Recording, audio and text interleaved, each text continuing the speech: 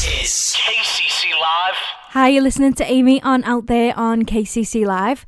Our subject today is to coincide with International Women's Day. So we're talking everything girls. We're going to talk about inspirational women, the gender pay gap. We're going to talk about the various groups around our area for women. We're going to talk about girls in sport, girls in music, and all around the world. As always, our show is going to have lots of people contributing. There will be different voices, different interviews, plenty to sink your teeth into. Listen up. More after 99.8 FM. KCC Live. Hi, welcome back to Out There. You're listening to Amy. Our subject today that we're talking about is girls. So it's International Women's Day on March the 8th. And a lot of people, when I asked them, didn't really know what International Women's Day was. So this is what they had to say when we asked them. What is International Women's Day? International Women's Day is a day in the United Kingdom which is set out to celebrate all things women. KCC Live done a day a few years ago where they just had women presenters on all day. And that was the first I heard about it. But now International Women's Day is like a massive thing. Everyone knows about it. Everyone knows what's happening on it. And it's just basically a day to celebrate women, and rightfully so. What do I think about International Women's Day? I'd say it's good. It's good to have it. It's good to celebrate women because years and years ago, obviously before I was born, because I'm only 23, women had no rights. They couldn't vote. They couldn't do anything. It was just all men, and women were basically just sat at home and looked after kids, which is completely wrong. Women should be equal to men, and that's what International Women's Day is like setting out to do. Women are equal. Any job a man can do, a woman can do. Like, whether it's football, women can play football. Basketball, women can play basketball. Any job in the world, women can do it. Even if it's a truck driver, women can drive trucks. So everyone should be equal, and International Women's Day celebrates that. And I think it's a phenomenal event that happens in order to celebrate women's equality in this world, because it's not fair that some people think that men should be more dominant than women. We're all human beings and we're all equal. So big up International Women's Day. Love Matthew Orme. So I think International Women's Day is about celebrating women who are someone or maybe have inspired others. For example, giving us the right to vote, etc. So it's just about remembering them people and celebrating them on that day. What is International Women's Day?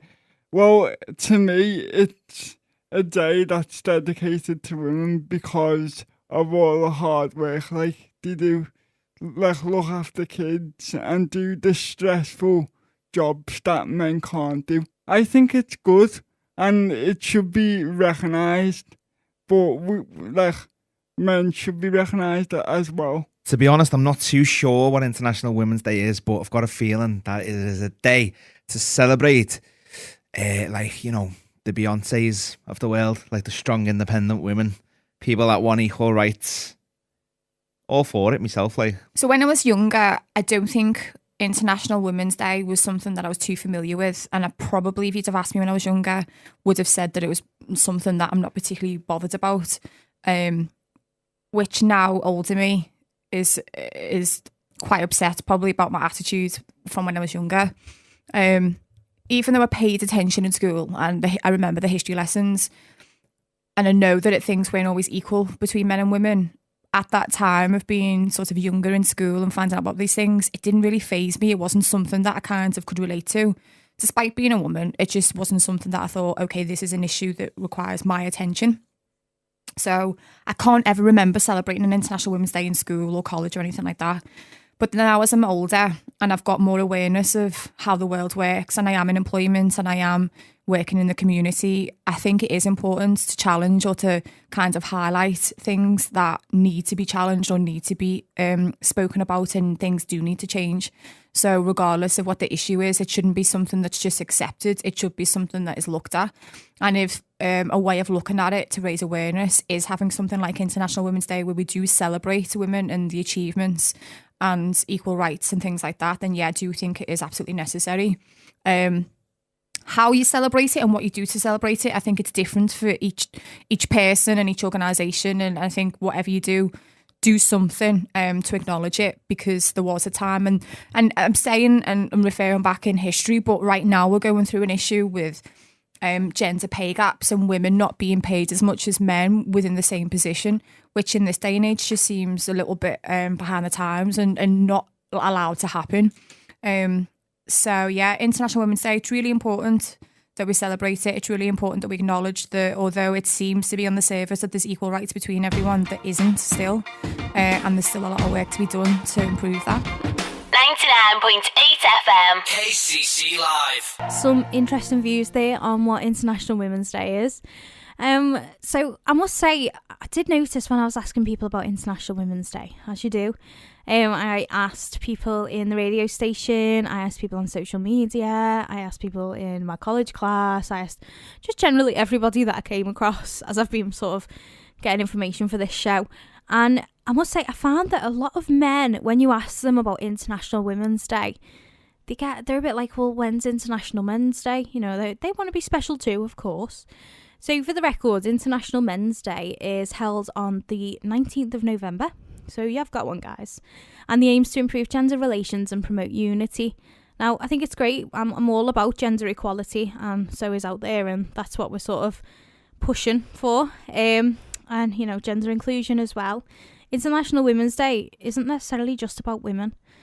You can be a man and still want equal rights for women, because that is what we should have. You know, it's not women trying to push men down or men trying to push women down. It should be that we're both there and we're both helping each other's rights, even if, you know, they're not our own personal rights. So even if you are a gent and you're listening, don't tune out, because you know what, you might listen, you might learn something. Our next show that we're going to be doing is going to be on men and looking at things like mental health and things like that. So we will be covering that in the next show. But for this one, stay tuned, because there's some really interesting information, and I must admit, some of the things I found out I was really surprised about. So here's a bit of information on International Women's Day anyway. It's on March the 8th, and it's a global day celebrating the social, economic, cultural and political achievements of women. The day also marks a call to action for accelerating gender parity. I quite like that word, parity. It means equality. It's really hard to say. Trust me. When you're trying to read it, I was like, parity? It is parity. It took me a while though. International Women's Day has been observed since the early 1900s, a time of great expansion and turbulence in the industrialised world that saw booming population growth and the rise of radical ideologies. International Women's Day is a collective day of global celebration and a call for gender parity. No one government, NGO, charity, corporation, academic institution, women's network or media hub is solely responsible for International Women's Day. Many organisations declare an annual IWD theme that supports their specific agenda or cause, and some of these are adopted more widely with the relevance than others. So I think it's really important that we do have International Women's Day. I think that if you've got issues and, you know, it's something that we should be discussing and talking about. It was really surprising to find out how unequal some things are, especially in like the business world and jobs and things like that. We'll have more on that coming up a little later. So the theme for this year's International Women's Day is #Press for Progress. So with the World Economic Forum's 2017 Global Gender Gap Report, findings telling us that gender parity is over 200 years away. Can you believe that? 200 years away, they reckon, before men and women are actually truly equal across the board. There's never been a more important time to keep motivated and press for progress. I think I agree. And with global activism for women's equality fueled by movements like Me Too, Time's Up and more, there's a strong global momentum striving for gender parity. And while we know that gender parity won't happen overnight, the good news is that across the world, women are making positive gains day by day. Plus, there's indeed a very strong and growing global movement of advocacy, activism and support. So we can't be complacent. Now more than ever, there's a strong call to action to press forward and progress gender parity. Now, I do agree with that. I think that, you know, if there's an issue, we need to look at it and we need to fix it. And I think that's a lot of what International Women's Day is about, you know. Somebody gave me an analogy once upon a time, and it was for something else, but it's kind of relevant for this too, that if you work in an office and the printer's broken in the office, then you don't go and fix the computer because everything in the office should also be treated equally. You fix the printer because that's the thing that needs the attention at that time. It doesn't mean that the computer's not important. It means that the printer needs some attention and it needs a fixing. So it put a lot of things in perspective, and it seems to work for a lot of these sorts of issues. That, you know what, if there are problems going on, then, you know, we need to address it, we need to look at it, and we need to fix it. So anyway, after this next song, we're going to have a little look at the history of International Women's Day, which I find absolutely fascinating. So more after this. 99.8 FM. KCC Live.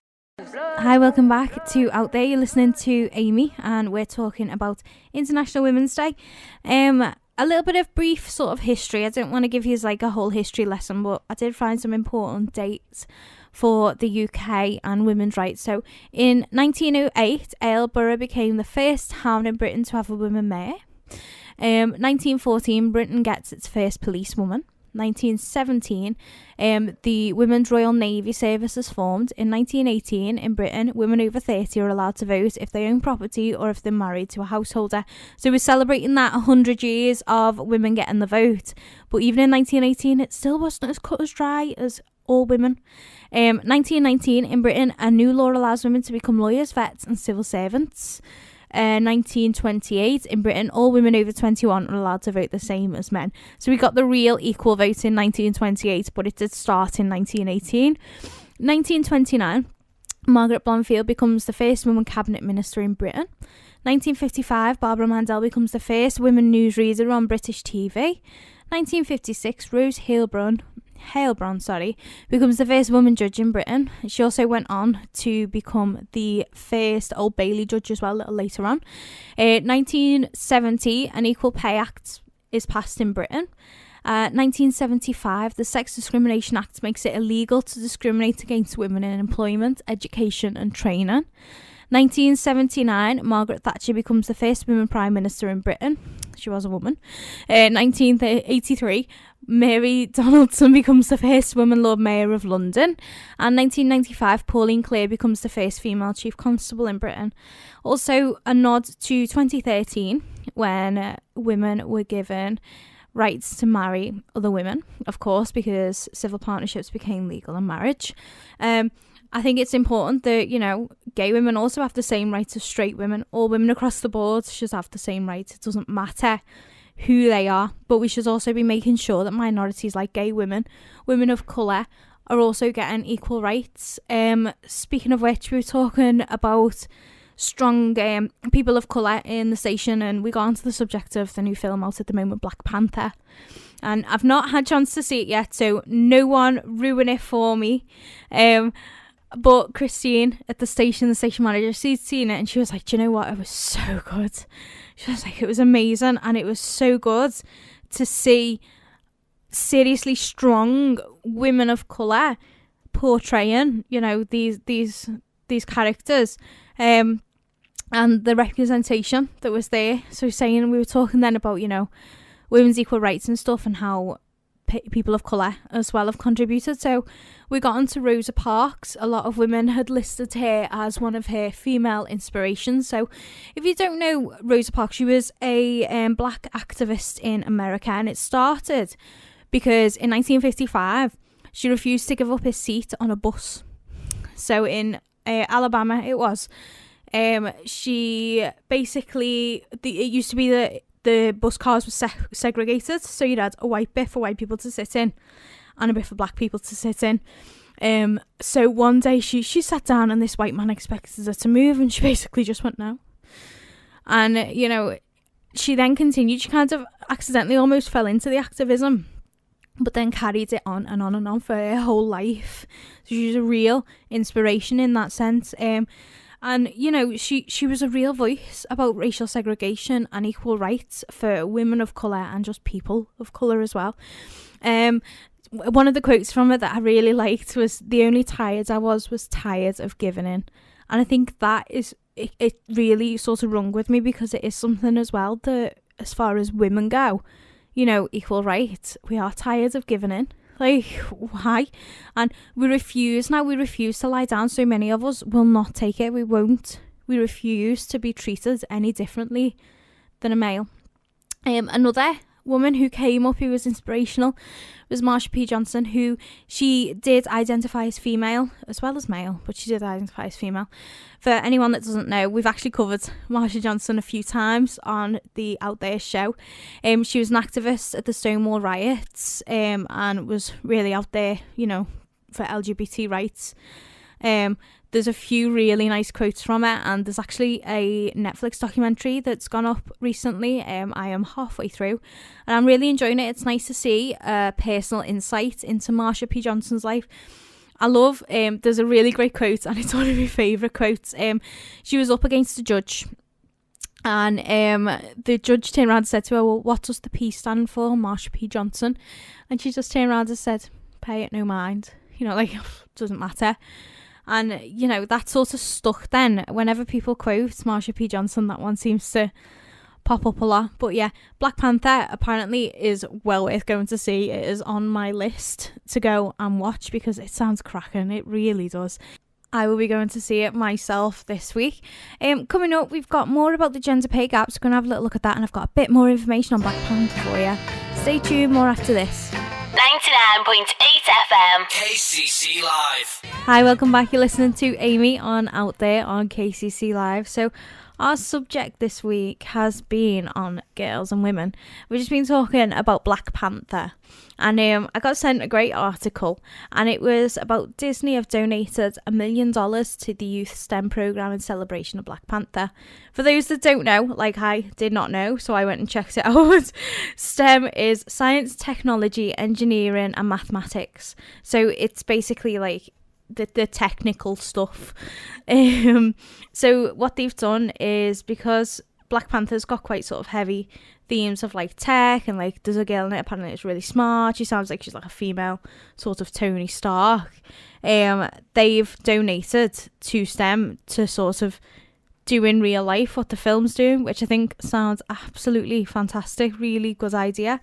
I also got sent another article which spoke about a girl called Taylor. So basically this girl, she set out, when she was 9, she set up a GoFundMe because she wants to be an astronaut, which is amazing in itself. So she's sort of, through GoFundMe, she's funded astronaut school sort of thing for NASA. And so she decided that it was really important that girls see films with like important strong girl leads. So she aimed to raise $15,000 to be able to send 1,000 girls to go and see A Wrinkle in Time. It's a new film coming out, Disney film. Oprah's in it. There's lots of lovely, strong female leads from what I can gather. So she raised $50,000, so, you know, way over what she was aiming for. On a GoFundMe page it says, most of you remember that at just 9 years old I raised funds via GoFundMe to attend my first space camp in Huntsville, Alabama, and that one day I'd be an astronaut, science and an engineer. Since then, outlets like GoFundMe not only helped my STEM dreams come true, but others as well. Just this year, through GoFundMe, I raised over $20,000 to send over 1,000 girls to see the movie Hidden Figures, because it was important to me that girls know that with drive, determination and hard work, you can be anything: a scientist, mathematician, an engineer, an astronaut, or maybe the President of the United States, even when the odds are against you. So I tell you what, I take my hat off to her. The amount of money that she's raised for something that she obviously finds really important is just phenomenal. So well done, girl. You go. You send them girls. You show them their example, because she sounds like she's cracking. She sounds like she's a real good example of a strong female woman, and a woman of colour as well. Coming up next, we're going to have a little look at the gender pay gap and the Me Too movement. What after this? 99.8 FM. KCC Live. Hi, welcome back. You're listening to Amy on Out There on KCC Live. So our subject this week has been women and girls and Press for Progress, which is the hashtag for International Women's Day. And we've also got Mother's Day as well around this time. So going on from what we were last talking about is the Me Too movement. we've covered this on a lot of the other shows, so hint, hint, go and check out the other shows on YouTube, and you can check them out on kcclive.com. The good place is what you click on, and all our little podcasts are on there. They're good, some good listening, if I do say so myself. But a really brief outline, the Me Too movement came about because of a lot of the scandals and stuff that have been going on in the media with regards to sexual harassment, sexual assault, rape, things like that. So Alyssa Milano sort of brought it back. Originally it was another lady who was using it to make awareness for people of colour, especially women, but it's now being brought into the forefront of everybody. Just, it's that sort of thing where she tweeted something, it was like hashtag Me Too, people replied to it Me Too to say, you know, I've been through this too, I've had this happen, I've had that happen. There was some really heartbreaking stories, some heartwarming stories as well. So it was a way for people to convey that, and the amount of people that came out and were talking about the things that had happened, it really like gathered traction, and it sort of snowballed into a larger movement now, which is great that people are talking about these things. So I found that I was having a little nose around the internet, as I do, you know, before I give you all these interesting information bits, and I've had an article that was saying Me Too spurs investors to move money to companies that support women. Investment industry insiders say they fielded increasing interest from clients about putting their money towards support and investments focused on women's issues. So I think there's two sides with this. I think one side is that people are going, oh, actually, this needs some attention, this needs fixing. Let's do a good thing and put some money in this because it needs it. It's that sort of charity thing. I'd like to think that that's the main reason that people do it, but I'm not entirely convinced. There's also the political side of it, of, you know, there's a lot of famous stuff going on right now around the Me Too movement, and I think people want to jump on that bandwagon as well. So if they're seeing sort of funding these things, then they can be, well, you know, I'm all about this, and they can sort of get that limelight from it. So I'm not sure jury's out on that one, but it's great that people are putting money into, you know, things that are focused on women's issues. You know, it's something that is needed at the moment. We're obviously seeing that it's needed, especially with the hashtag Me Too movement. Moving on from that though is the gender pay gap as well. Whenever I mention the gender pay gap, people go, well, aren't men and women paid the same?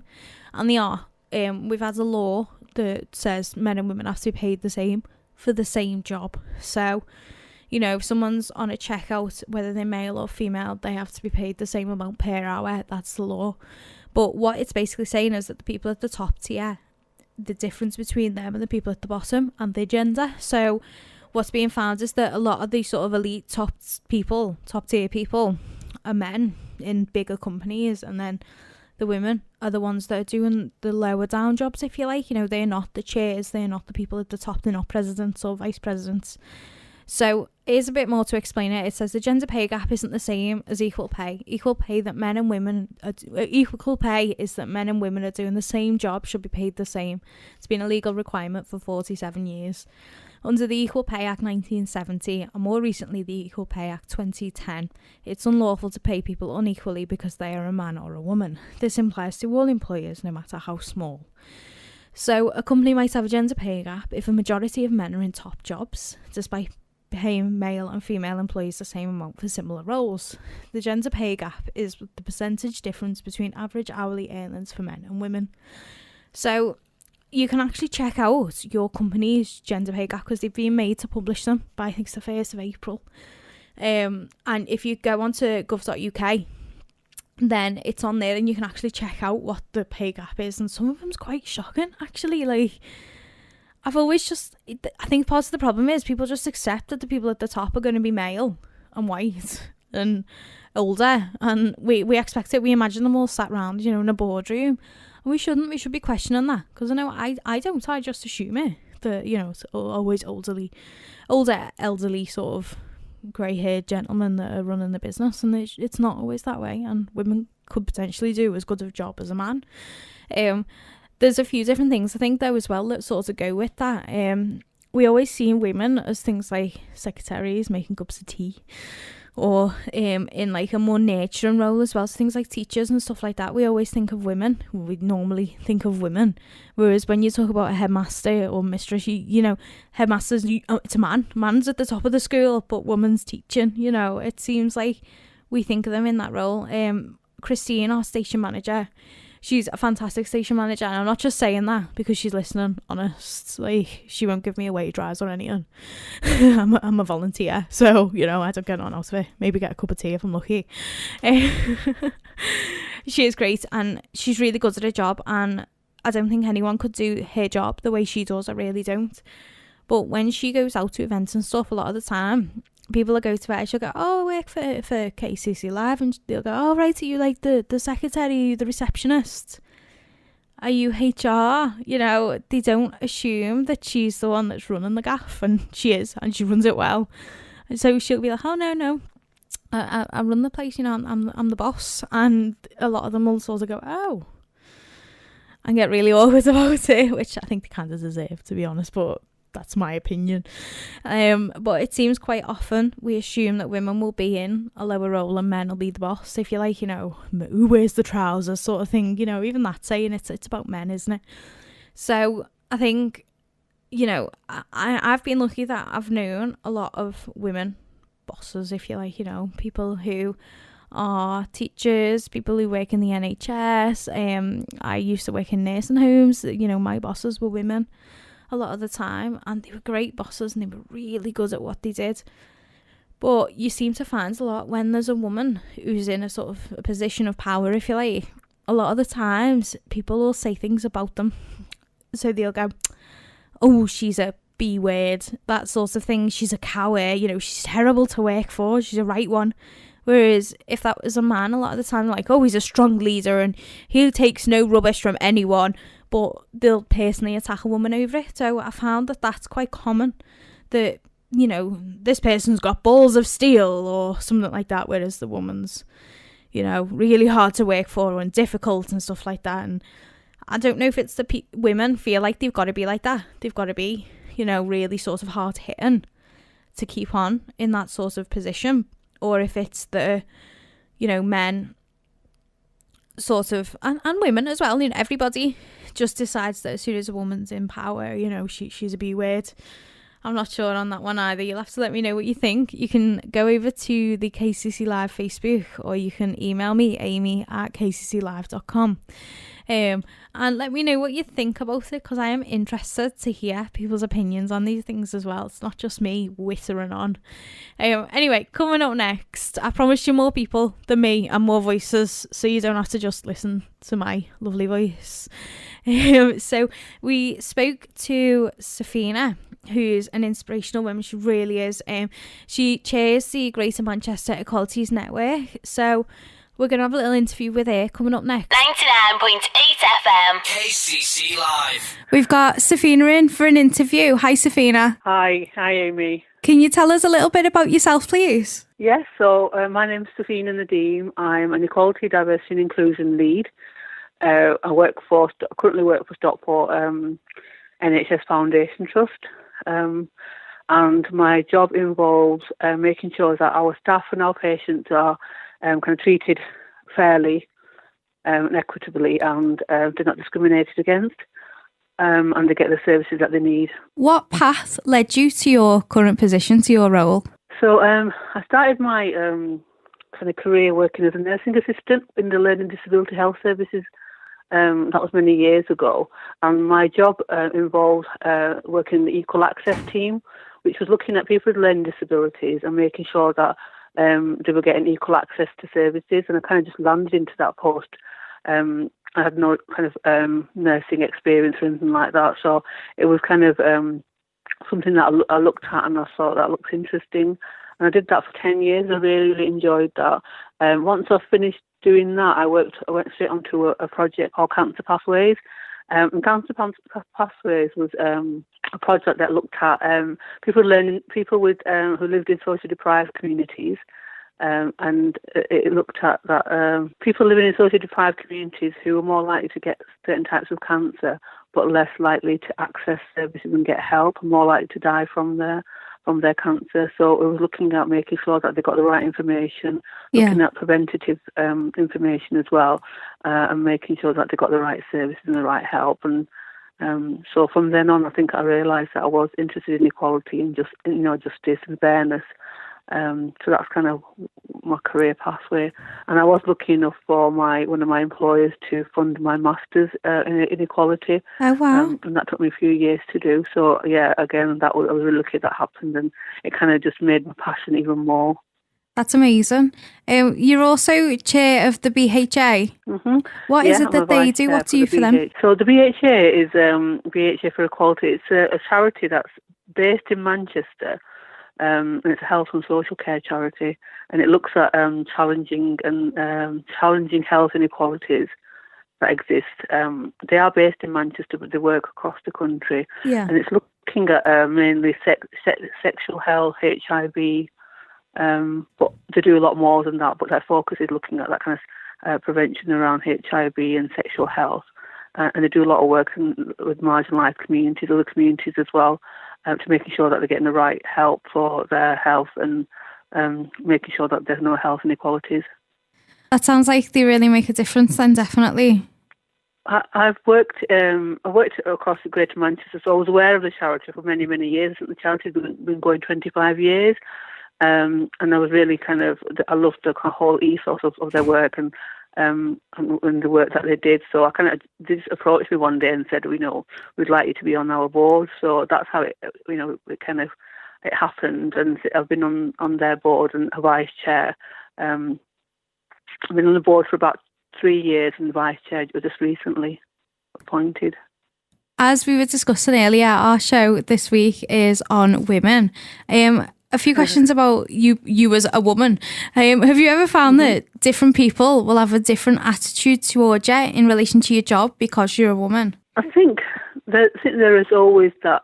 There is sometimes, and I think for me, being a BME woman and a Muslim woman, and I wear a hijab and a headscarf, I think people's attitudes are sometimes, people do have stereotypes about me and women.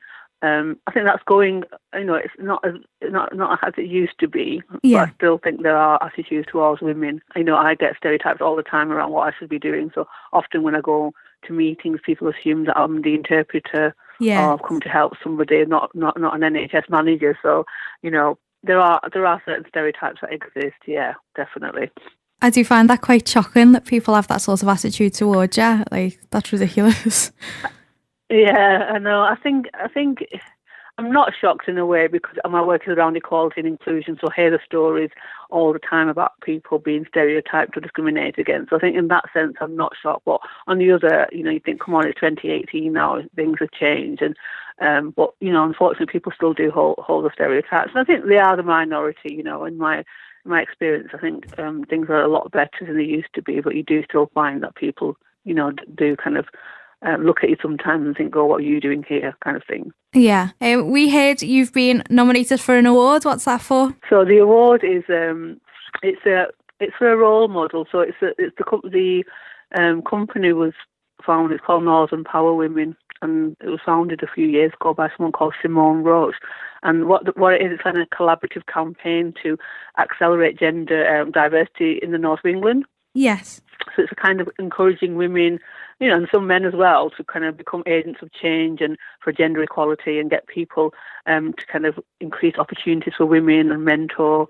And part of that kind of campaign is that there's 50 role models chosen every year to be part of the future list.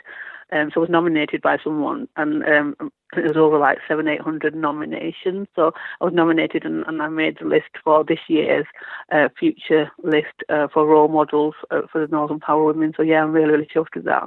That's amazing. Well done. So, Safina, what advice would you give young girls who wish to get the same position as you in the same place? The advice I would give was, don't kind of give up and don't let people stop you, and them kind of glass ceilings and people are there that will put you off, or for whatever reason you might feel that their blockages are there, but just to keep believing in yourself and just dreaming what you want to dream and just believe that you can do it really, and have that self-confidence and that self-esteem, because you will find people along the way kind of put blockages in or might not encourage you, but it's just kind of believing in yourself, really. That's great advice.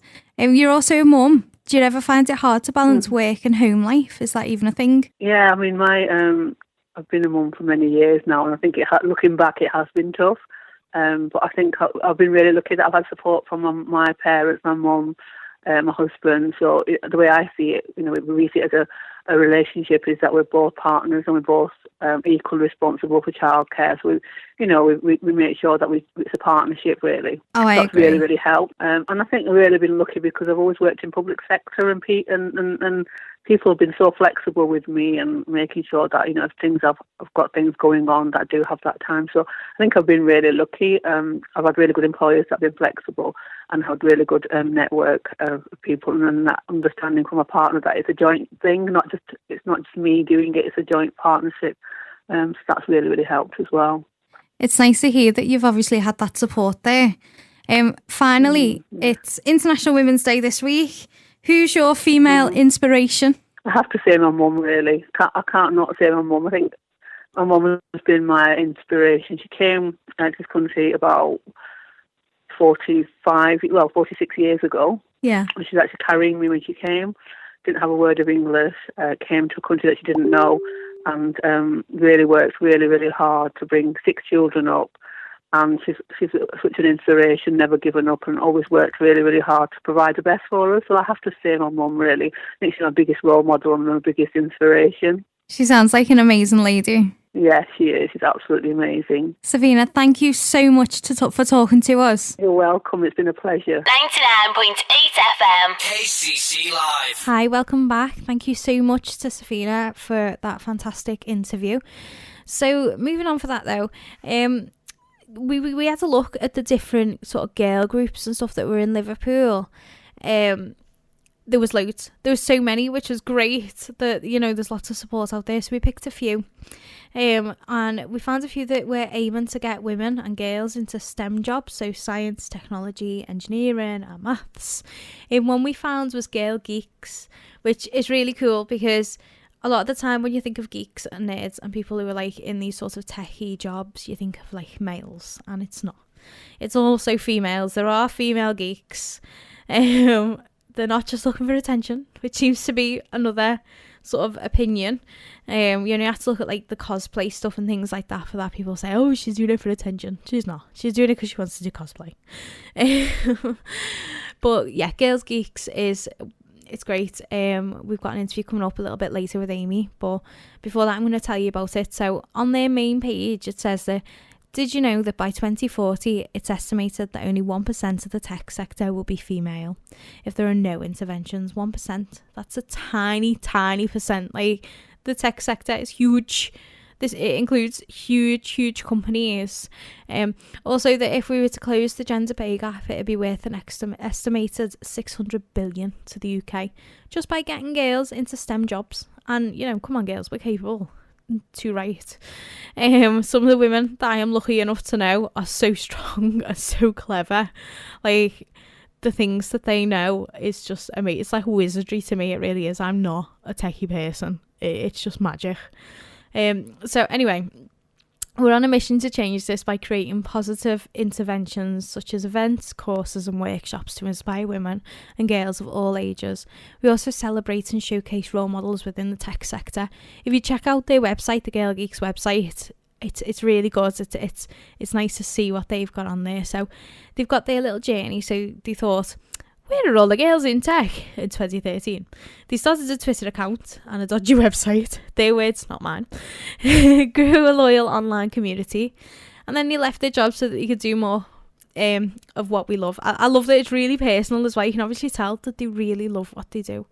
And then they've got Liverpool Girl Geeks come in all shapes and sizes, from makers to coders, marketers to gamers.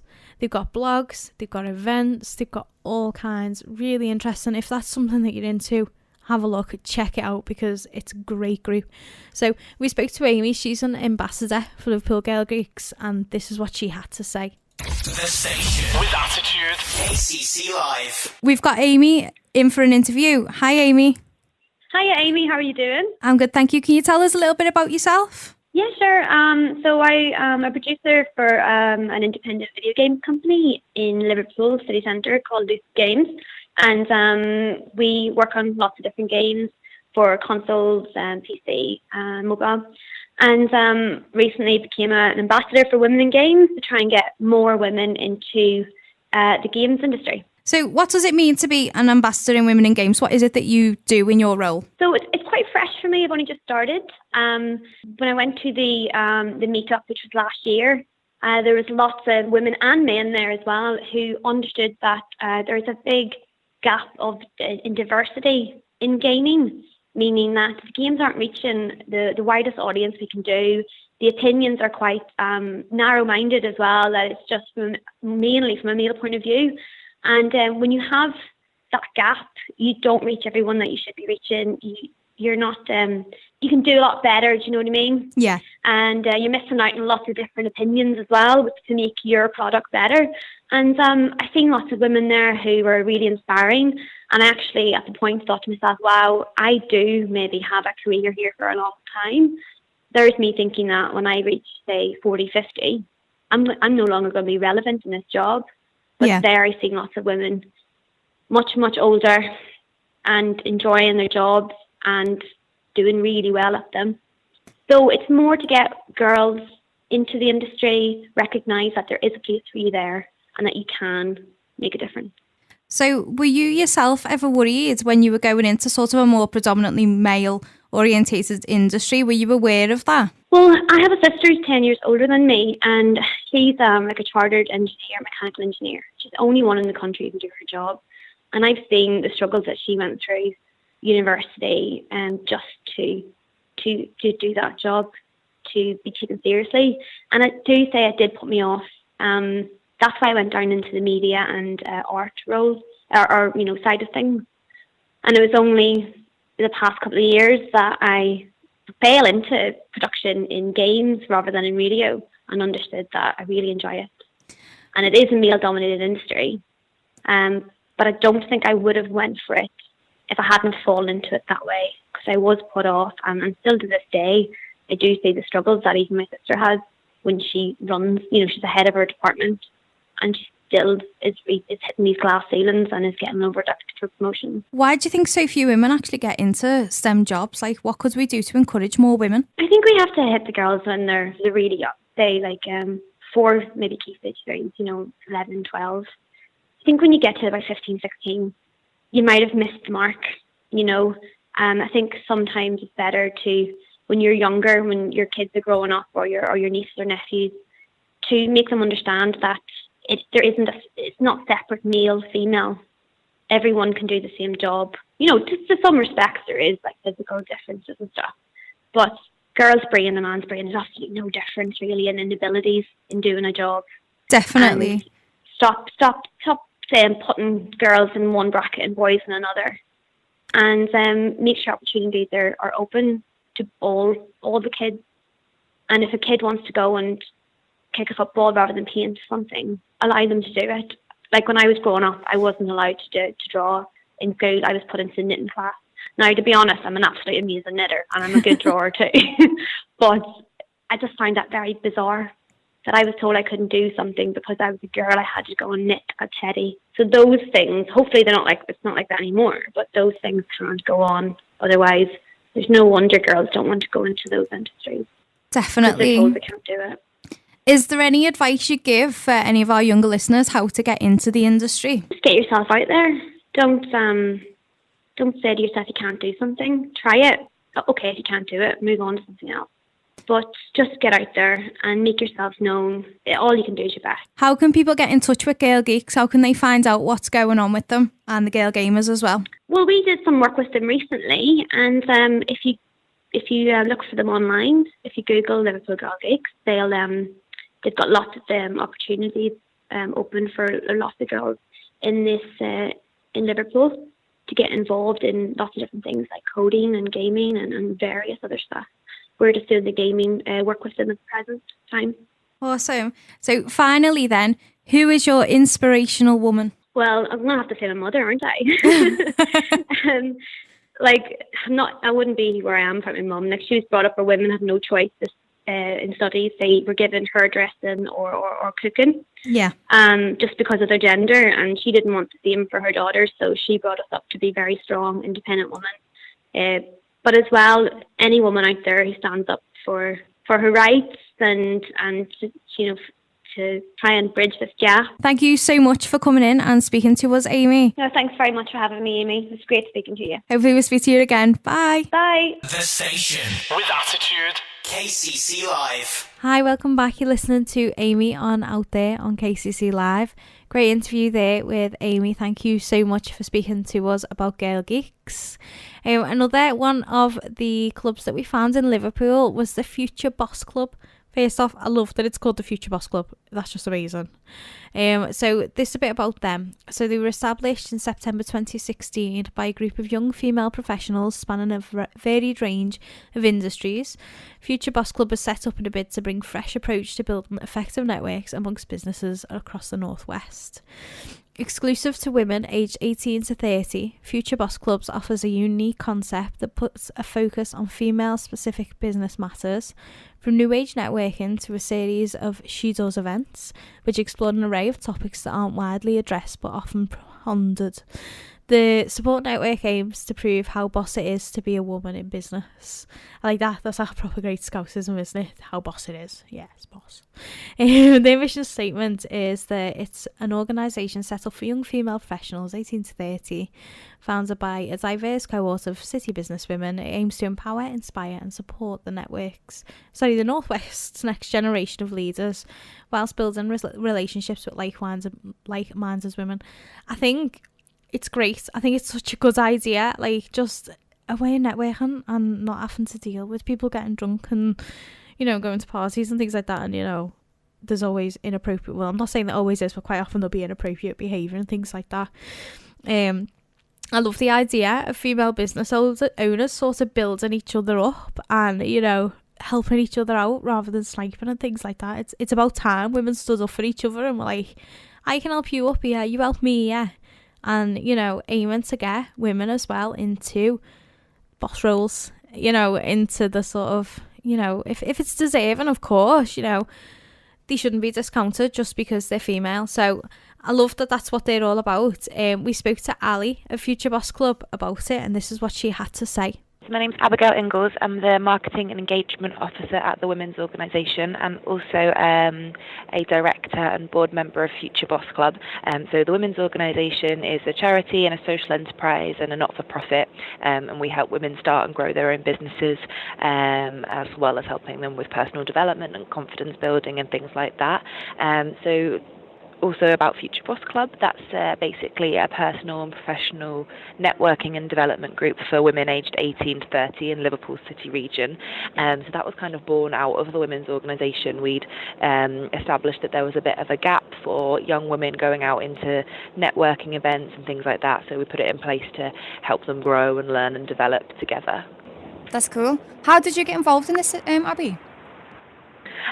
So Future Boss Club was basically born from the Women's Organisation. Our CEO, Maggie O'Carroll, she pretty much locked a few of us in a room for a couple of hours and said, you need to do something about this. And yeah, it's a group of diverse businesswomen from across the city with lots of different backgrounds and life experiences. We came up with the idea and went from there. So we're going to turn 1 year old. We actually launched a year ago. Next week, so the day after International Women's Day, is our first official birthday. Oh, congratulations. Thank you. When you were younger and you were looking at career options, was gender something that you were aware of in terms of stereotypical jobs for men and women? Yeah, actually, I think it probably was. When I was like about 14, 15, I wanted to be a chef and work in kitchens. And my mum actually sent me to go and do some work experience in a kitchen because she worked in a hotel.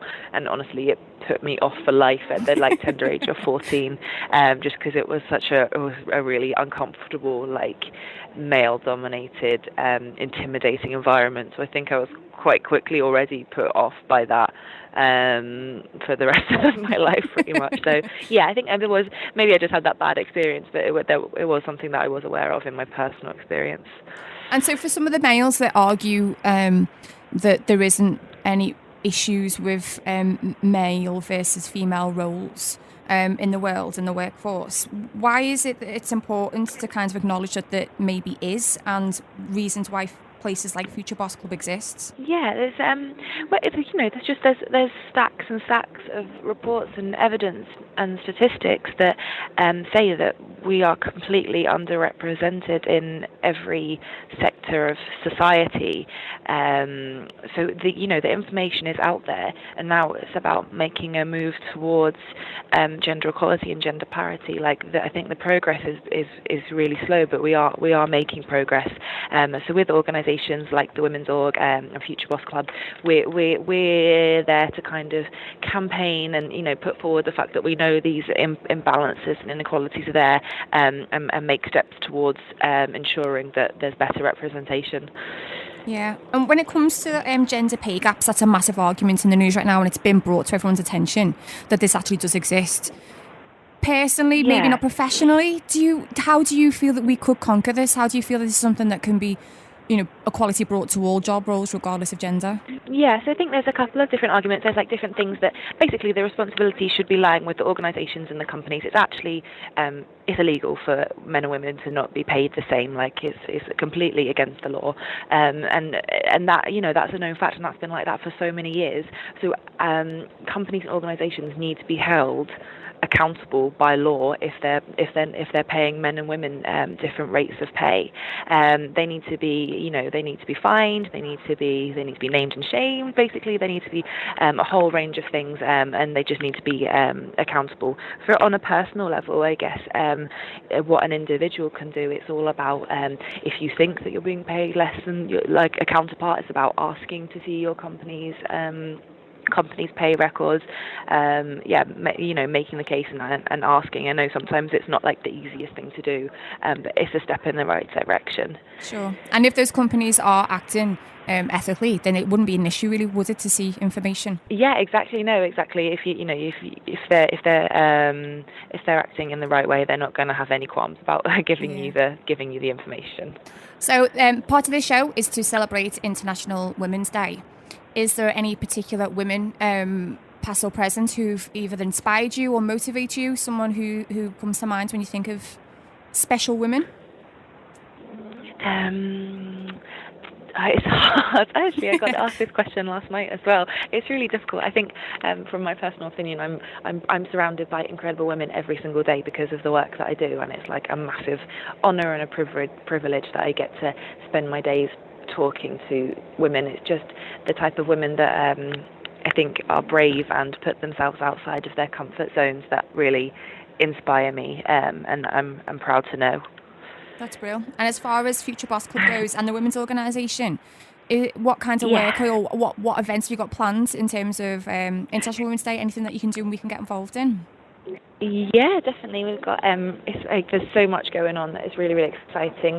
For the women's organisation, we are hosting an event at our building, 54 St James Street in Liverpool, and it's a panel event. It's free for everyone. Everyone is welcome. It's called Women and My Sisters, Not My Competition. So we're going to be celebrating the fact that how amazing it is when women can support each other. So yeah, that's from 2 o'clock till 4 o'clock on Thursday, the 8th of March. So all the information for that will be on our social media and on our website. And then for Future Boss Club, what we're doing is something a little bit fun and lighthearted. We're doing a pop quiz and chill. So we're going to be having pasta and a big quiz, and some drinks, and that's from 5:30 onwards at the Old Hall in the Cotton Exchange building. And as I said, that will be on our social media and our website as well. So yeah, lots to get involved with. That is brilliant. We'll smash that quiz. Any of the women at this radio station will smash that quiz. I hope there's a prize. Oh, really? Oh, yeah, of course. Yeah, no, there's prizes and everything, yeah. That's lovely. So can you just give us your social and website information for the listeners who want to get involved? Yeah, sure, no problem. So for the Women's Organisation, it's thewomens'organisation.org.uk. On Twitter, it's @thewomens'org, and Facebook is The Women's Organisation.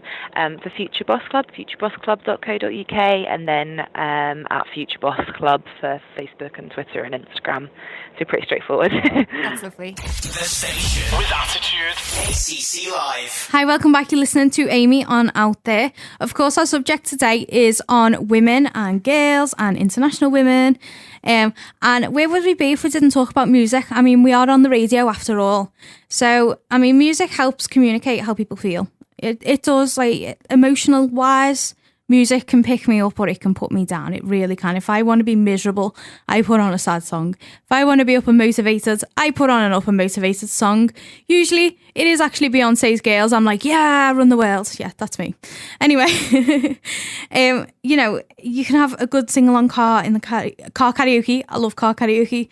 Me and my bestie love putting on the Rocky Horror soundtrack and singing along in the car. My partner used to roll his eyes, now joins us because he's driving, because I can't drive unless he's in the car. And now we all sing Rocky Horror, so we all have a good old time up in the car. Anyway, so, I mean, there's been loads of influential women in music, so many, and this is just a few, and there's a big list. Brace yourselves. So in the 30s, Sister Rosetta Tharpe, often called the godmother of rock and roll, she inspired Elvis, Jerry Lewis, Johnny Cash, Little Richard, Chuck Berry, just to name a few, and is probably more revered now, 44 years after her death, than she was in her lifetime. So she's one of the real sort of legends of music. In the 60s and 70s, there was lots of female singer-songwriters going on, so Joni Mitchell, Dolly Parton, Carly Simon, and there was a lot there that they owed to Carole King. She was the most successful female songwriter in the second half of the 20th century, both in the US and the UK. Aretha Franklin, in 1985, her album, Who's Zooming Who, was first to go platinum, and 2 years later became the first woman to be inducted into the Rock and Roll Hall of Fame. Her soul, sass and mastery of music live on in contemporary superstars like Alicia Keys, Mary J. Blige, Adele, Beyonce, anyone like that, usually inspired by Aretha Franklin, because she was amazing. Of course, all hail Queen Bey. The singer's visual album Lemonade took the internet by storm when it dropped, and now it's made history as it topped the Billboard 200 after its first week. This marks the sixth time in a row that one of Beyonce's solo albums has debuted at number one, making her first artist to ever top the list with her first 6 albums, which is amazing. Like, Beyonce is just her own, like, queen powerhouse. She really is. And we've recently seen an increase in female rap and grime artists as well. So people like Cardi B met Lauryn Hill's 1998 recording this week, becoming the second woman ever to top the Billboard 100 with a rap single. This got us thinking of other women who sat and broke records in music, and here are some of them. So Cardi B, of course. Mariah Carey featuring Boyz II Men, One Sweet Day, was the longest at number one, which was 16 weeks. I mean, Mariah Carey's got loads anyway. She's got so many number ones. Most consecutive years as well, with a number one single with 11 weeks. Adele, Water Under the Bridge, got the highest record sales on release, 3.3 million copies. Kelly Clarkson, with My Life Would Suck Without You, got the biggest jump to number one in a single week from number 97. Cher, Believe, was the longest span of number ones she got in 33 years. Amazing. Whitney Houston, I Want to Dance With Somebody, was the most consecutive singles at number one. Houston had the most weeks topping both the album chart and the single chart simultaneously. Madonna's Ray of Light got the most top 10 singles with 38. Janet Jackson, Escape, got the most top 5 singles from one album with 7. Rihanna, What's My Name? The only time in history an album's first single reached number one after its second single. Sister Rosetta Tharpe, as we said. Sit Down, invented rock and roll. Sylvia Robertson, Pillow Talk, not the song, but Robertson is responsible for the first rap single of all time, both putting together Sugar Hill Gang and running the record company that put their music out, Sugar Hill Records. She wrote this song for Al Green, who turned it down because it was too hot, so she recorded it and had a top 5 hit. That's right, Queen, you tell him. And of course, again, Aretha Franklin. Sisters doing it for themselves. She was the first woman inducted into the Rock and Roll Hall of Fame. I must admit, I think there are so many amazing, inspirational women in music, in all genres as well. Like, it used to be that music was quite male-dominated, but now the ladies are most definitely showing how strong they can be, and I am all about it. You go, Queens. Next up, we've got an interview with Kat, who's got her own company that works in the sort of music business. She is a fantastic, inspirational woman. So listen up to what she's got to say. And then after that, we've got another interview with Miss Deep, who is a rapper from Liverpool. She also does some more sort of soul R&B stuff. I've just checked her music out and it was amazing. So listen up to that, hear what they've got to say, and we'll be back shortly. The Station with Attitude. KCC Live. So we've got Kat here from 10 Letter. Hi, Kat. Can you tell us a bit about yourself? Hi, yeah, I'm Kat. I'm the director over at 10 Letter PR, 10 Letter Radio, and the newly established 10 Letter Records. What is it that you do in your job role at the moment? So I've got a team of us. We've got there's me plus 3 other girls that work for me, and a lot of it's based on promotion across radio, music magazines, websites, various different platforms. So that's where we kind of have the separation between 10 Letter Radio and then 10 Letter PR. And I obviously oversee everything. And obviously get involved with, just like talking about different campaigns to people. People give me their music and then we basically get it out there and get it promoted as much as we can. Oh, that's really good. Sounds like you got your hands full there. It's crazy, yeah. It's really busy. And I think the joy of it is that we get to work with music that we love. And obviously because it's independent and we've got quite a small and kind of close team, we all take time to listen to every campaign that comes through. So if there's something that we don't like, we won't work it. So it just means that you're always working with things that you want to work with, which is it's really good. It makes it more exciting and keeps the passion alive, I think. I was going to say, you can hear the passion in your voice talking about it. What is it I love it. I always feel like at the end of each week, there's always more I could be doing, and I've always got to stop myself at the end of each week. But it's something that I'm really passionate about. I love doing it. And someone said to me once, they said that it was an artist actually. They said to me that I'm probably one of the luckiest people in music because I'm able to make a living off it. And I was like, do you know what? I've never taken that for granted because there's so many people within the music industry in different roles, whether it's an artist or whoever, that that have got to do another job in order to, sustain their lifestyle or whatever. But it's like, for me, I'm actually able to live off what I do, which I just think, so amazing. I love it. What path led to you where you are now, sort of thing? Where did you start? Do you know what? Some of it's a little bit of fate and just being in the right place at the right time, and the rest of it is a lot of hard work. Yeah. But basically, I packed my bags. I decided, obviously, I'm from up north, in Carlisle, and when there's often quite big floods, which I know sounds very random, but my house got flooded when I was 20, and it kind of, I was seeing other people that live around me and everything lose everything that they'd ever had. We're talking people that were much older than me, they were literally losing everything that they'd ever worked for. Yeah. And I just thought, oh my gosh, there's so much more to life than just kind of being in one place, working your entire life, for it just to be washed away that easily. It made me realise just, how simple things were. So I just thought, do you know what? That's it. I need to pack my bags. I'm moving to London. And I didn't really have a plan of what it is that I wanted to do. But I moved down. I started just doing some retail jobs and all that kind of thing. And then I actually just randomly bumped into a guy when I was out for a night out. And we were talking about football, and funnily enough, we were having an argument about Liverpool. And he said to me, "Oh, you're funny. If you ever want a job, give me a shout." And he passed me his card, and he was the director of Channel U at the time. Right. So I phoned him the next day, and I said, "Oh, hiya, do you remember me?" And he said, "Come down to the office." And he basically offered me a job to just answer the phones and do a little bit of admin and all that kind of thing. And I took him up on it, and that was like my first step into Channel U. And I didn't really know what I was letting myself in for, if I'm honest. But as soon as I'd kind of stepped foot in there, I kind of got it.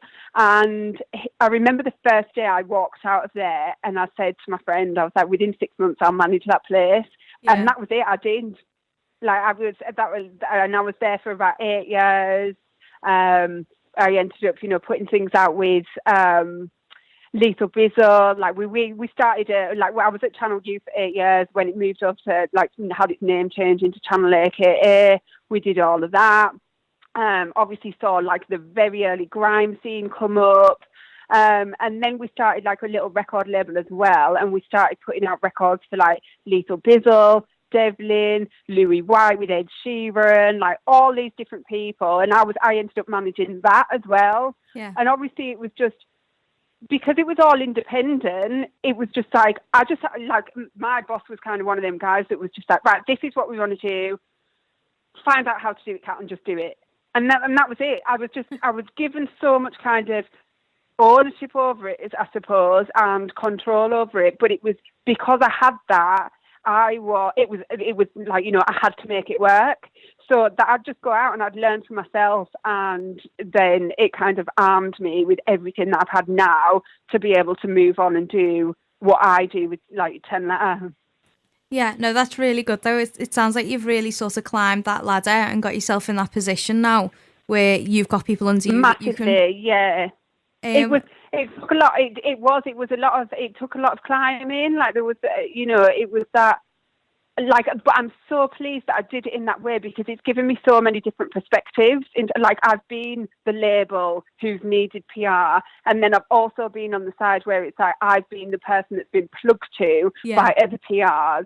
So it's I've kind of had a really good insight into all the different areas and what people want and how it can work and all that kind of thing. So I think that being able to bring that then into 10 Letter and give it to my to clients has just been, beyond any value, really. Yeah. Have you ever found that with you being female, has that ever meant that people haven't taken you as seriously as they may have done a male? I think, do you know what? I must admit that I think it's tough sometimes. I think especially in those early days. Yeah. Because there wasn't, I don't know, I think it's more, I came in at a very early stage of the grime scene and everything, so I think that I had to, all of a sudden came in as a kind of gatekeeper. Yeah. So, I had to really spend a lot of time building relationships and kind of a trust, I suppose, as well with people. But I think in terms of kind of as a female, I think that, do you know what?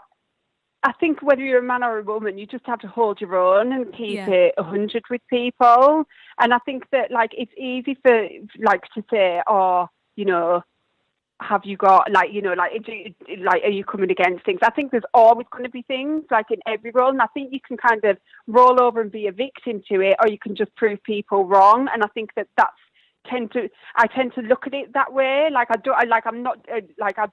I think there's definitely females and women are different, definitely misrepresented sometimes. But I think that it's how you tackle that and how you see it, rather than it being okay, there is an issue. You've just got to come against it so that you'd make it less of a problem and make people understand that you are there and you can do things just as well as anyone else. Have you ever found as well with some artists the way women are represented in music? Sometimes it can be really sort of negative. Have you ever found that you've had artists who've got big egos and stuff and treat you differently because you're female? Do you know what? I think in terms of, this is a funny one for me because I think that I've always been quite feminine in my appearance. Yeah. I've always had the long hair and long painted nails and all that because that's who obviously I choose to be. And I think that obviously there's definitely been occasions where people have judged me based on that. But I think that there's no better feeling than kind of turning around those initial perceptions and showing people what you're made of by how you work. And to be fair, I've been sat in meetings before where I've visibly seen people's attitude change based on the conversation that we're based on their first, obviously, their initial meeting with me and my appearance to like the conversation that we're having and the knowledge and the information that we're discussing. So like it's quite, like that's what, going back to like, the previous question, I think that a lot of it is dependent on how you tackle it. Yeah, definitely. It sounds like you've definitely changed some people's perceptions as well. Are there any female artists you're particularly excited about? Oh, that's a tricky one. Do you know what? There's like we're obviously working with a number of female artists, and I mean, there's people obviously like in the bigger, wider world and things like that. There's people like Steph, who I just like Steph London, who I just think is like absolutely incredible, and she's just like kind of really flying the flag, isn't she, for like the whole UK movement? Yeah. I think in terms of us. At the moment, we've got, there's like various girls, mainly, who have we got? We've got one of the new girls coming through, Shana Bass. She's been getting quite a lot of plays and everything at the moment. She's fantastic. Yeah. We've got another girl called Armin that's coming through. She's amazing. I think obviously for us, it's kind of like we see a lot of these people first. Yeah. And then it's kind of like you really invest into like a lot of the artists and everything and see it like as a much kind of longer path for them.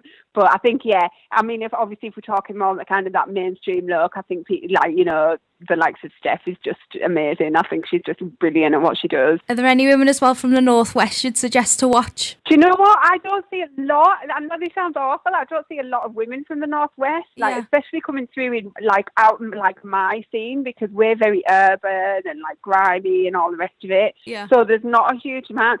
The only person that I can really say, like for me, that and that's because she's obviously like had quite a lot of contact with me and everything, is Lady Ice. Right. I don't know if you'll be aware of her. She's more kind of Manchester based, but she's doing quite well at the moment. She's coming through quite well, so I'm like, it'll be interesting to see how she moves forward. I hope it works for her. Awesome. For the young females in our audience, what advice have you got for those wishing to get into the music, radio, media, or the PR world? I would say just don't stop learning. Like no matter how old you get, no matter how much you learn, there's always more to learn. And I think obviously in music it changes so much as well. So I think you've just got to be so kind of open to opinion and different to that movement.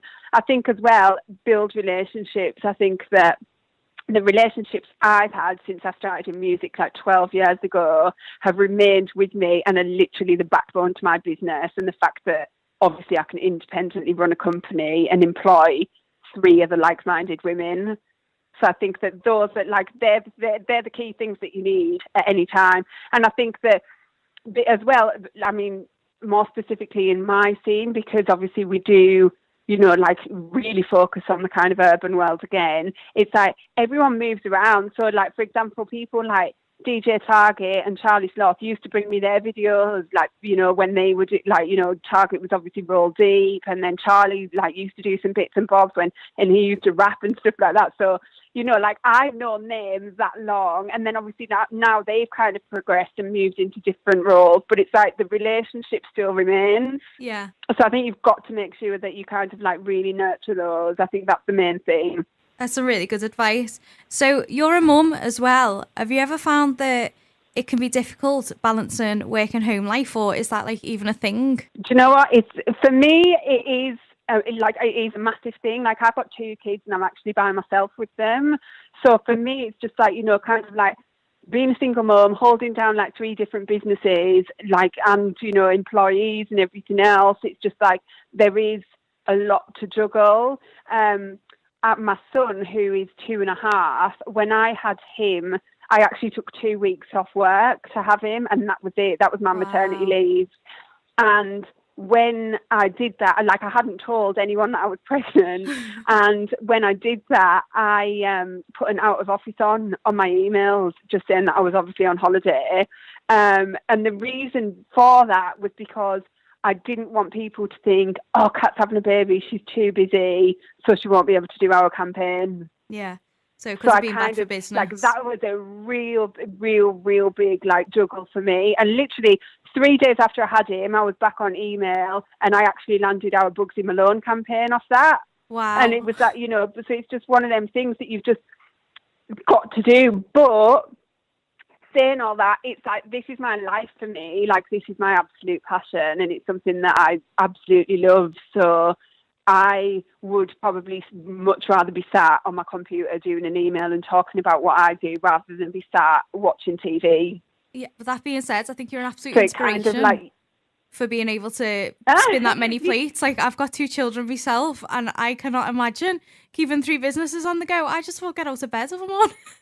I know, it's honestly, sometimes it's really difficult, and it's like, you know, like during the week, I must admit, I probably see the kids like a matter of like 2 or 3 hours a day. Yeah. Because it's like, you know, like by the time they've come home from, you know, nursery, and then you kind of like quickly get some food into them, then it's bedtime, bath time, story time, and then I can go back to work until like 11 o'clock at night. Yeah. And that's me every night of the week. Whereas as soon as it comes to a Friday, I get my reports and everything finished, and then that's it. The weekend's theirs. That's amazing. Like, That I really don't, is. like, I never ever. That's it. I won't work on a weekend, because I'm like, no, you've got to have that balance. Do you know what I mean? Like, but when you're working for yourself, I think you've got to be so careful, because it's so easy to go either way. But I think you've got to be really careful with it. But yeah, it is a thing. Yeah, I can't lie, it is is. a thing. I do agree. It's International Women's Day on Thursday. So who do you look towards as a role model or inspiration? Do you know what? This is probably like super cheesy, but I've got to say my mum.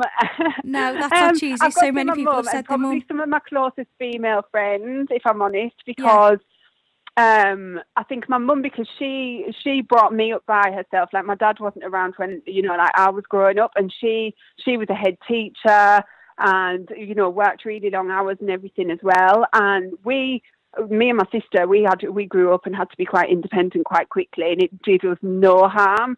And I must admit that I think that it probably gave me the skill and the, like, you know, that kind of go-getter attitude that I've got, you know, like having that. So, and like, you know, I think that, you know, even though it's quite difficult balancing everything with my kids, it's like I must admit that I think that it's probably given them so many great life lessons for their own future. Yeah. So I think mum's got to be one. And then when it comes down to music, probably the other person that I would say is one of my very good friends, who's called Nadia Khan, and she manages Lethal Bizzle. And we've kind of been alongside each other over the last decade, and we've kind of supported each other through each other's struggles and seeing the hard times and everything else. And it's not like, you know, kind of seeing where Lethal and Nadia are now and what they're doing is just so inspiring for me. I'm just so proud of them, and I just think that, you know, like, that really spurs me on to be like, right, keep going, like, you know, it's only a step away. Oh, that's great. Thank you so much for talking to us, Kat. You're welcome. Thanks so much for asking me. It's a total pleasure, and I hope that, you know, some people find some inspiration for what I've said, especially on International Women's Day. The station with attitude, KCC Live. So we've got an interview now with Miss Deep. Hi, Miss Deep. Can you tell us a little bit about yourself? Hi, I'm Miss Deep. I'm a singer, rapper, writer. I'm currently doing a mixtape with 2 girls, Iona Fazer and Nikki Freeman. We're doing a little collaboration working with the girls in Liverpool. Just getting out there, doing my thing. That's amazing. Supporting with Hush Media, Hush Media sponsor me as well. Cool. So, a part of the team. Awesome. How did you get your name, Miss Steve? Oh, well, that's a bit funny, that, because really, it was like I was on holiday. It was like my first girly holiday with all the girls. There was like 12 of us, no parents. And we all thought we was bad and something special. And we had all nicknames for each other. But they gradually come as the holiday went on. And a bunch of my friends, they were all bickering and moaning about stupid things, and I ended up going in on everyone because I thought I'd spent all this money to have a good holiday. And I went in on everyone, and my mate was like, "Oh, Miss Deep," and then it kind of stuck with me throughout the whole holiday. And then I took it back from Ibiza back to Liverpool, and then when I started doing my music, I thought, Misty, because I always like rapped, or when I was doing poetry, it was always deep. So I carried the name Misty. So that's where it started from, a holiday shouting at my friends. I love that. I love that your friends gave you your name, though. That's such a nice, like, sentimental thing too. Like, you can take that with you. When did you get into music? Well, I've always, when I was younger, I used to get piano lessons, and I used to be in like a musical school when I was a kid. I lived in London, so I used to get private lessons, and then when I come to Liverpool, I got into like a group with my cousin and his boy, and then my other boy, and we called ourselves HTTP, which stood for Hidden Talent Toxic Production. Nice. And so like my cousin, he made the beats and rapped, and then my other boy, he did his rapping and then did the production. And so we started doing that, and then we got my friend Nikki Blaze, she put us to support Sway. We supported Sway and Bashi, and we did the Anthony Walker Foundation, and we was doing a few shows, but then we stopped doing the music. We ended up doing a mixtape and losing all the songs. Oh no. And and it was like 20 songs, and every time we did a song, we couldn't decide which we wanted, so we ended up having about 20 songs, and the songs weren't backed up, and we lost all the songs, and then that kind of like, we kind of parted ways from HTTP then at that point, and then I started just doing my own thing. So that's been like the last 3-4 years. Awesome. Have you ever found, as like being a female in the industry you're in, that it's more difficult to be taken seriously? Yeah, and do you know what? Like, that's funny, because my friend like asked me that the other day, and I was saying like using the music as an example, like not overrating myself, but I believe I'm very talented, and I believe that I'm better than a lot of people that get recognition coming out of Liverpool, but because I'm a female, I kind of like get shut back a little bit. Yeah. And I feel like, within the music scene as well, there's more opportunities there, and it has been more for the boys. And I find like us, like the boys work together, but as for like the girls doing the music in Liverpool, like I find like we don't like support each other enough, and we should, being females, to get out there even more. I feel like there shouldn't be a competition with everyone. We should all work together. I definitely agree with that, girls together. Music hasn't always held women in the best of lights. Do you feel recently like urban grand music, stuff like that, has shifted a bit more for women being a bit more respected as bosses and like artists and stuff, or do you think it's just the same? No, I do think it's shifted a lot more. I think like there's a little bit more acceptance to what women say.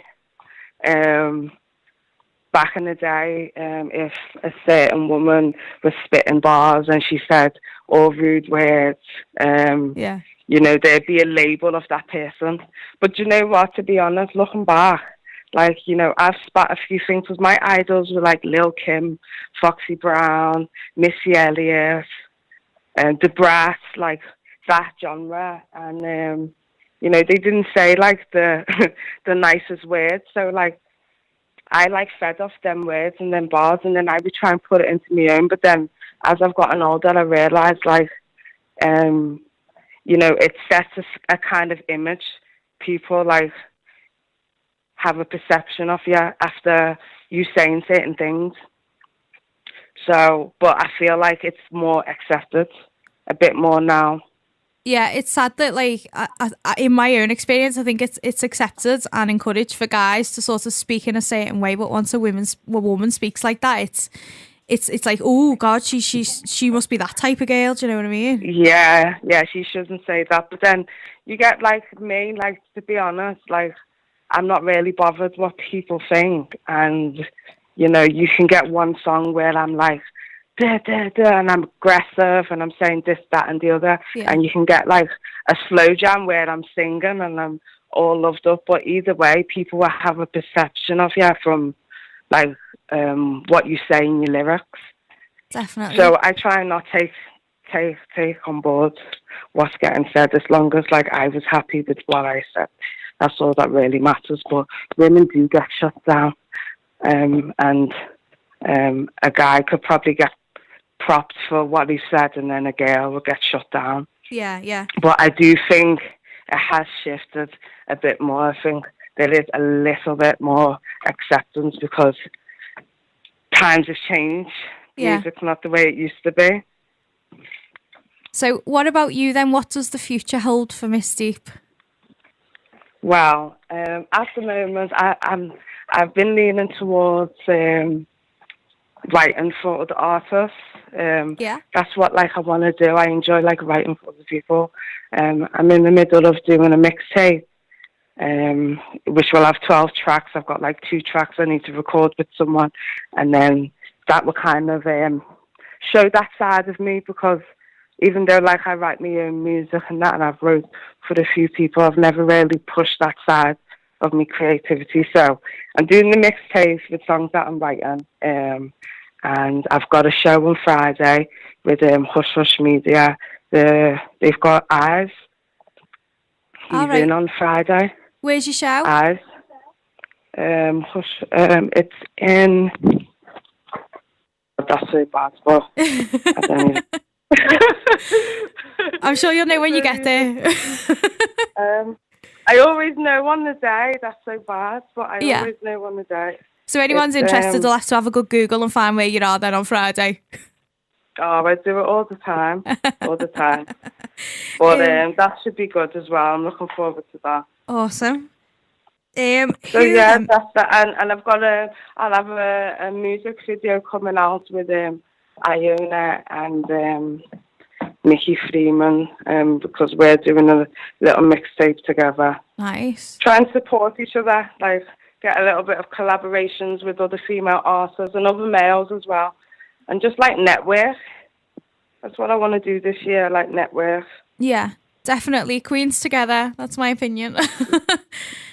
So I agree. Who's your inspirational woman then? Within music or in general? Any. Okay, so if we was going to talk about music, it would be Missy Elliott. Yeah. Because she's just my idol. I just love her. And the next inspiration is me mum. Yeah. And I know that sounds dead cliche and cheesy, but not at all. I've got so much respect for a person that's gone through so much and is still the love and nice person that she is. So she's my top inspiration, and musically it's Missy Elliott. Oh, that's lovely. So how can people reach and connect and listen to you then, your work? Okay, well, on Facebook I've got a page, Miss Deep. This is so bad. I'm so behind in time, but I've just got my Instagram. Cool. Everyone used to say to me, "You need to get on Instagram. You need to get on Instagram. That's where you can help get your music." And I was like, no. But I'm on Instagram now. Awesome. So my Instagram, Miss Deep, SoundCloud, Miss Deep, and just check out some of my videos on YouTube or the Hush Hush Media page, and you'll find me there. Oh, definitely. I'll have to check them out. And I'll have to pass a mixtape for you when it's done. Definitely. Send it over. We'll have a listen. Right. Thank you so much for talking to us, Misty. Oh, no, thank you. The station with attitude. KCC Live. 99.8 FM. KCC Live. Hi, welcome back. You're listening to Amy on Out There. We're talking about International Women's Day. When I sort of first started putting this show together, I put it out on my social media and asked people who their inspirational women were. A lot of people told me it was their mums or their nans, so lots of amazing mums and nans out there. And then I got some celebrities, I got some ladies from history, etc. So I took a little selection and I thought I'd let you know who people thought. You can let me know who your inspirational woman is as well. You can send me an email, amy@kcclive.com, or you can get in touch with us on Facebook. If you search KCC Live, we're there. So I was told J.K. Rowling was an inspiration, which I do agree with. When J.K. Rowling was writing the Harry Potter books, she was a single mum in a flat in Scotland, and no one had taken manuscript. No one even looked twice at her book, and now look at her. So she's come from having nothing to being a very, very rich, influential lady. The next one came courtesy of my partner's dad, and he said Beatrice Shillan. She was a British aeronautical engineer and motor racer during the Second World War. We also had Oprah, whose story is definitely an inspiration. She's came from such tough things. She survived. Miley Cyrus, she does a lot of work for female groups and things like that. Same with Ariana Grande. There was a little debate we were saying about some of the behaviours questionable, which I do agree with, but I do also think that they can definitely still be inspirational and role models when done in the right way. Ellen, I love Ellen, I'm not gonna lie, proper guilty pleasure is Ellen. She's done so much for the LGBT plus sort of people, and really being out there, and you know, her and her wife make such a beautiful couple, and she just seems so lovely. Pink, who's another one. Pink's really outspoken about gender things as well, and not sort of conforming to the normal. Princess Diana came up as well. Princess Diana did so much work for charity, like a truly amazing lady, I do agree. Cardi B, who was an interesting one, but I can see why. You know, she's definitely not taking any rubbish from anyone.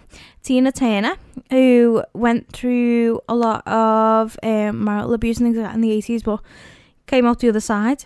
Ayaan Hirsi Ali, who is an activist over in Afghanistan. Sylvia Pankhurst, who was the first suffragette. Marie Curie, who of course did lots of work for cancer. Malala, who was shot trying to bring education to young girls after the Taliban lifted a ban for boys to be educated. She still advocates for education for girls now. I think she's in uni actually in the UK. Ada Lovelace, who was the first computer inventor. She was actually my partner's. When I said who's your inspirational woman, he actually said Ada Lovelace, and so did his dad, funny enough. I mean, he didn't say me, just saying, like, psh, whatever. Rosa Parks, who we spoke about a bit earlier. Maya Angelou, whose story is amazing, and we will be ending the show with Maya Angelou's poem. Stevie Nicks was another one. She's overcome drug addiction, things like that, come out the other side. Emma Watson, who does an awful lot for women's rights, takes an amazing stand quite often as well. She's quite outspoken. She refused to wear a corset, for example, in the Beauty and the Beast film, because she didn't feel like Bella's wear a corset, because, you know, she's out, she's running, she's not going to wear a corset. I liked the common sense there. Florence Welch, Casey Bordstein, Michelle Obama was another one, Eartha Kitt. The list really did go on.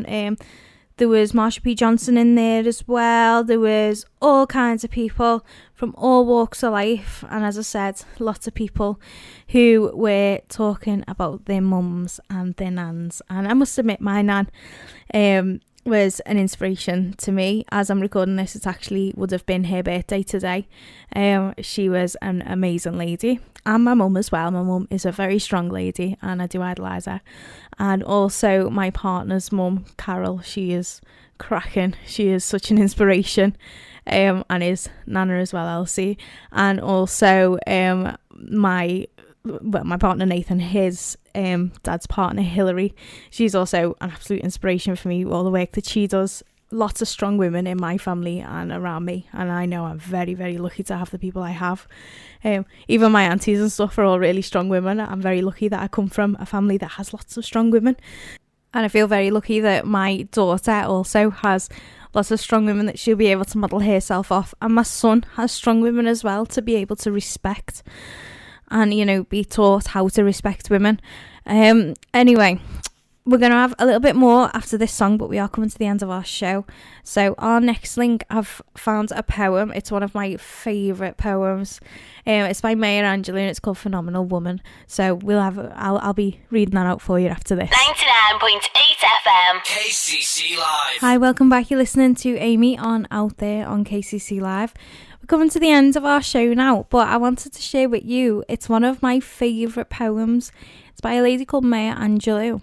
If you read up on Maya Angelou's life, she is most definitely an inspirational woman. She is my top sort of not family member inspirational woman. She was alive around the time that there were still slaves, and she was in the deep south, and she had to deal with being a black woman in the south at the time, and his story is truly amazing. She's come on to be an activist for black women's rights in general, you know, black people's rights. She's amazing, so definitely worth checking her out. So this poem's called Phenomenal Woman. Pretty woman, wonder where my secret lies.